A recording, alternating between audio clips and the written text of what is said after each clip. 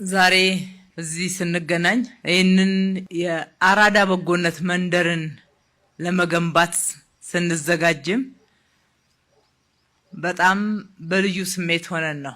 በህዝባችን በተጣለብን እምነት ዳግም ኢትዮጵያን ለመምራት ተጨማሪ 5 ዓመት ለብልጽግና መሰጠቱ በታወጀበት ማግስት በመሆኑ እጅግ በጣም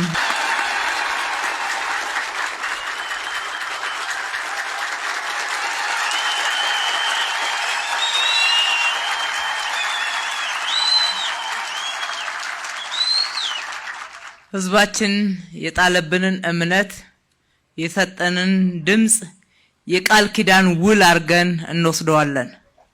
ይህንን እምነት ገንብተን ለህዝባችን የኑሮ መሻሻል፣ የኑሮ ጫና መቀነስ፣ የአኗኗር መዘመን አርገን እንደምንከፍለው ቃል እንገባለን።